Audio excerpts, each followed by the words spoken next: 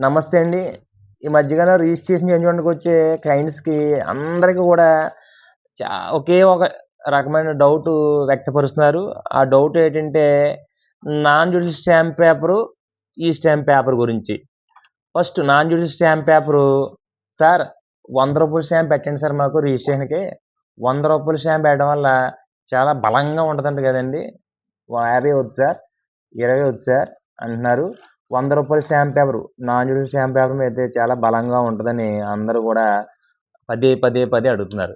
తర్వాత సార్ ఈ stamp paper పెట్టాం గదండీ! దీని మీద రిజిస్ట్రేషన్ చేసుకోవడం కరెక్టేనా?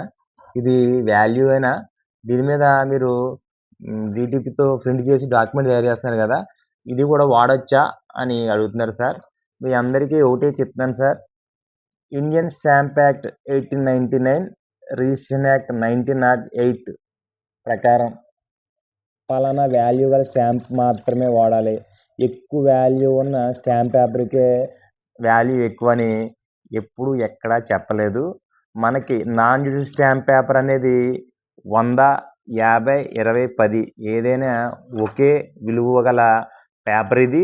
అయితే మనం డాక్యుమెంట్ ప్రిపేర్ చేసిన వాల్యూ, ఆ డాక్యుమెంట్ యొక్క టైటిల్ మీద స్టాంప్ డ్యూటీ ఉంటుంది. ఆ స్టాంప్ డ్యూటీని మనం గవర్నమెంట్ ఆఫ్ ఆంధ్రప్రదేశ్ సీఎఫ్ఎంఎస్‌లో మనం స్టాంప్ డ్యూటీ అంతా గవర్నమెంట్‌కి కట్టేసి, మనం ప్రిపేర్ చేసిన డ్రాఫ్ట్‌ని మనకి అందుబాటులో ఉన్న నాన్ జ్యుడిషియల్ స్టాంప్ పేపర్ 100 అవ్వచ్చు, 50 అవ్వచ్చు, 20 అవ్వచ్చు.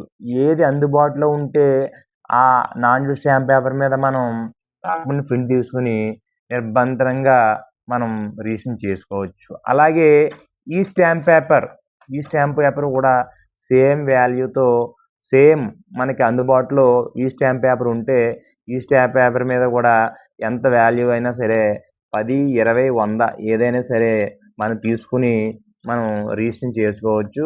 2 కూడా సమాన విలువతో, సమాన వాల్యూ కలిగి ఉన్న దస్తావేజులుగా పరిగణలోకి ఉంటాయి తప్ప మీకు ఏ విధమైన అభ్యంతరాలు ఉండవు. జై హింద్.